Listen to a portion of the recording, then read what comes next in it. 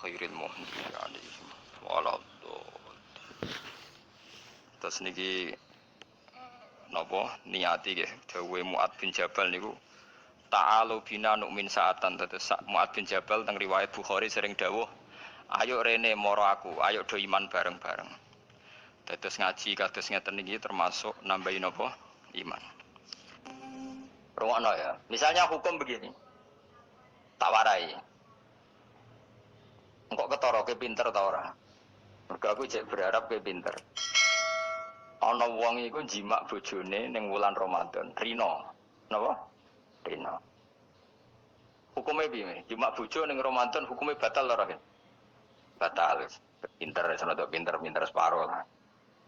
Kemudian jimak bojo ning wulan Ramadan tuh hukumannya berat.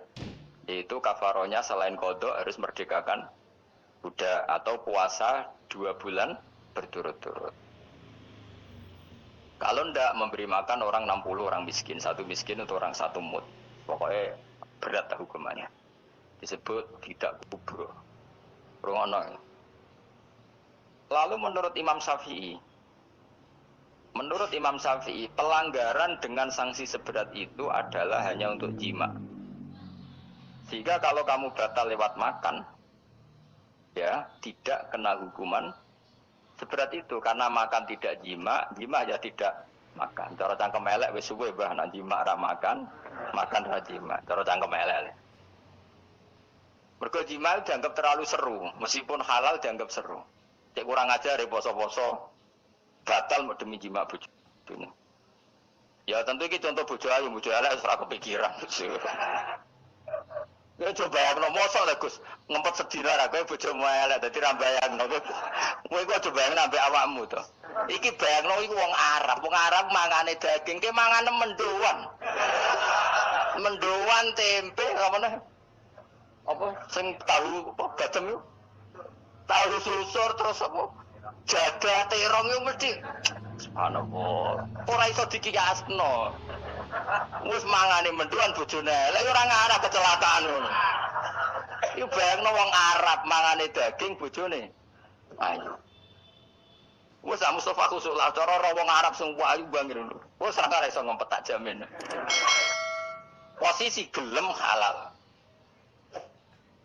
Jadi kok coba yang awakmu dhewe sing mangane napa? Menduan tahu susur kan. Jadah. Iku ora sereten sak apik. Kulo pertama mangan jadah iku kaget. Kulo niku kan rada kiai lah. Rada kiai iku nak mangan niku golek sing gampang. Bar jadah tak pangan kelat kabeh bingung. Suwe-suwe ning Jogja kulino. Kenapa dhisik ora kulino mangan yang seperti itu. Suwe-suwe saiki kulino. Alhamdulillah ora tau keleleden. Pertama keleleden. Aneh daerah kula kan apa? Aneh. Pomene jenenge jadah kok elek temen. Kira apa matane jadah? Jenenge tok sing elek, rasane enak. Maksudnya jadah ketan sing enak ora mbok terusno. Musuh zaman kok kene bahaya nek gak diterangno detail. Kok ana tenan iki tak latih alim ya, mergo ilmu barokah.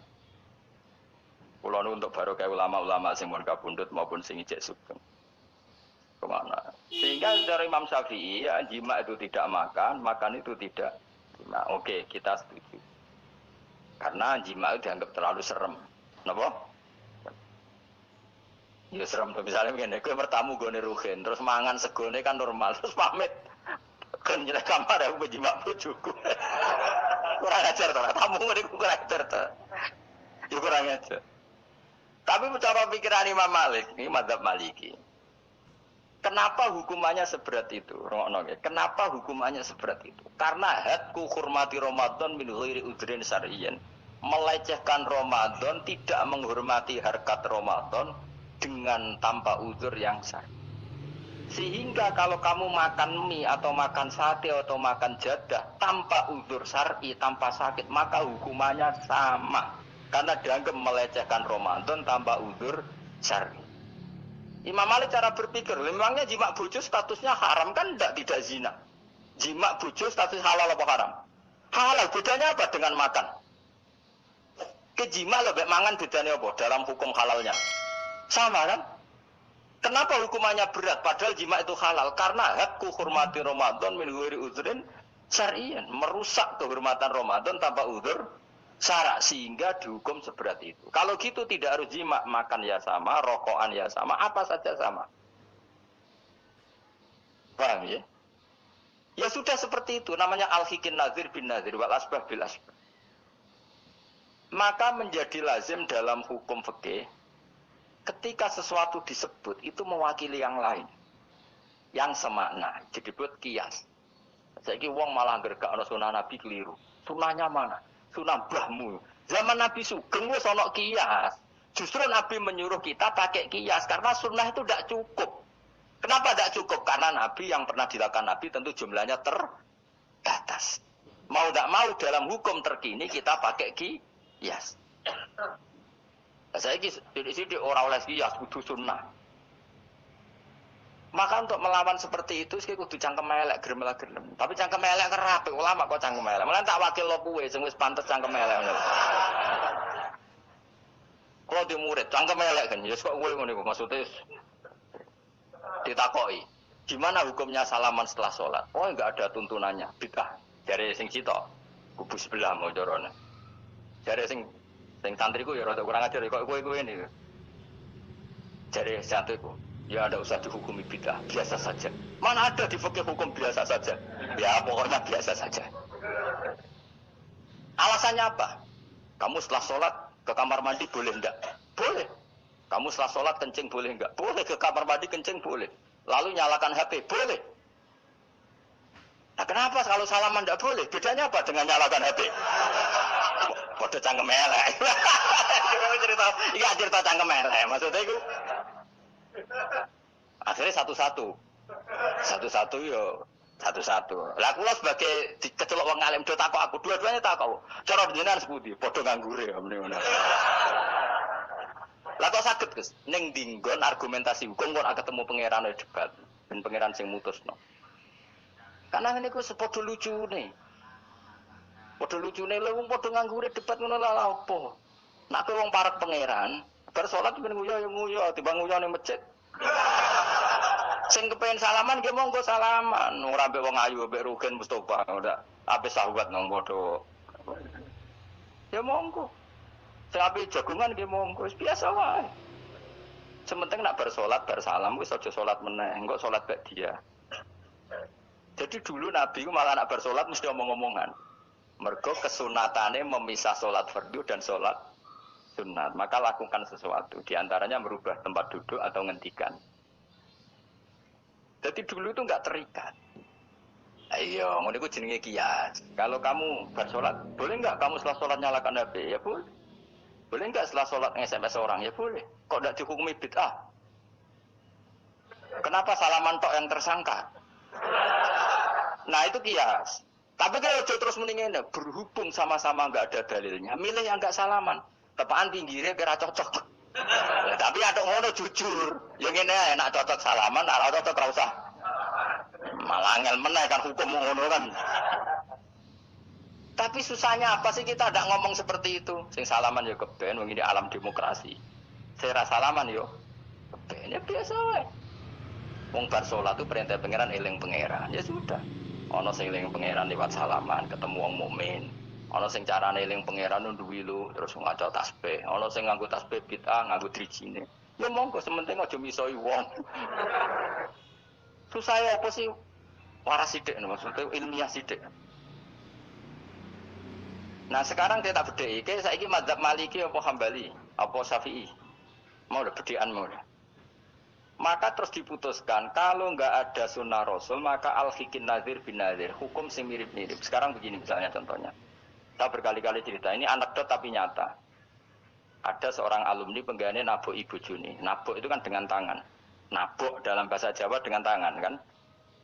Bareng dia ini dilapuri, karena kan jogeman nabok ibu Jumu. Gang Romulan bojone Rugen lapor aku, Gus ane mboten nabuki, nyadui. Bareng Rugen tak jawab, "Ben, kok cek nyadui piye?" Jare sing haram nabuki, Gus. Sakniki tak leh nyadui. Terus aku mending ngene, "Ya aja nyadui." Gang Romulan bojone lapor, sakniki ngidoni. Hanya karena terjebak tekstual, apa? Tekstual.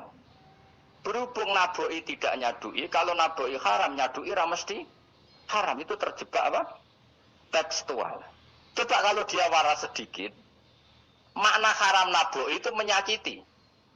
Saya ulang lagi, makna haram naboi itu maka nyadui juga sama, ngidoni juga sama, ngember nganti utang-utang tonggo yo sama, karena itu sakit loh perempuan utang-utang. Pemilih di cerdas ngono. Terus kita koi, sunnah rasulnya mana? Baru saya. Ya malah nak pangeran ngendikan dengan orang tua mau fala takul lahuma uffin. Jangan katakan hus. Terus dia mendingin, jancuk bapak. Loh, kok meni jancuk? Kan tidak uffin.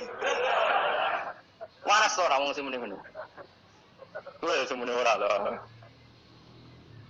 Maka sebetulnya zaman Nabi itu sudah ngendikan al-hikin nazir benadir, sehingga kalau orang tua haram dikatakan hus, maknanya haram bisa itu yang maknanya sejenis maka sama.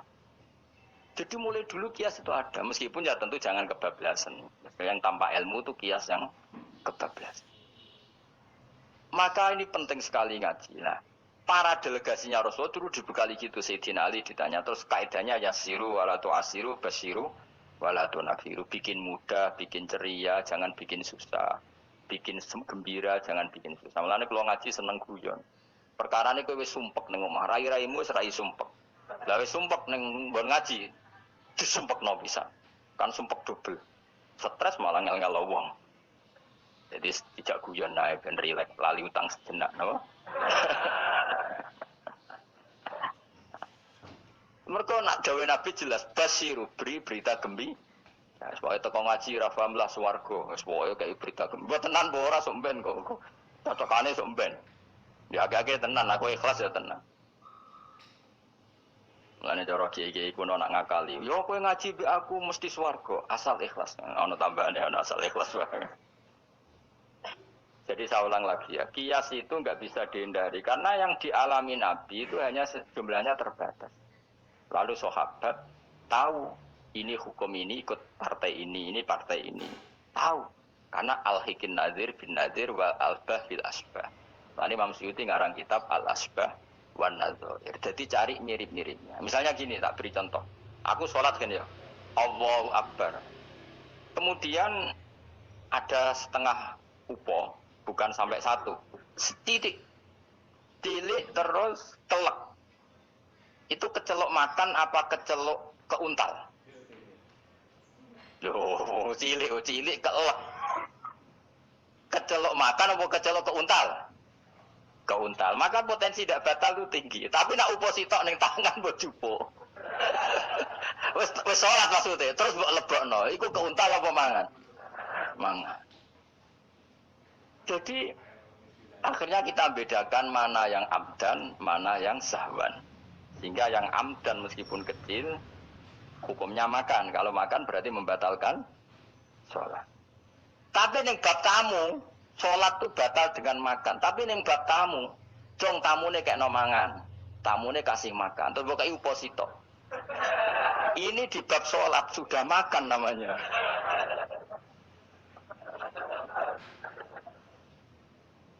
Paham ya? Neng bab sholat, sing darani mangan batal lu sak upo apa kudu sak piring? Sak upo. Nah neng bab nyugoi tamu, sak piring apa sak upo? Sak piring. Sama-sama istilahnya makan, tapi orang akan tahu konteksnya. Makanya dibutuhkan kontekstualis muqtadul hal, bukan sekedar tekstual. Nah sekarang orang malah mau didorong supaya terlalu tekstual, ya tidak bisa. Apa ngajak goblok bareng loh. Lah nak nuruti bid'ah kowe ngaji bid'ah, mana ada Nabi wa tafsir Jalalain. Wong Jalalain ora ngono. HP Nabi ora tau nganggo HP. Pemene wi'anan tambah ora tau. Partai, zaman Nabi apa ono partai ngene iki. Sesuai tak takoki, lha kowe salat kok ning Indonesia, Nabi ora tau salat ning Indonesia.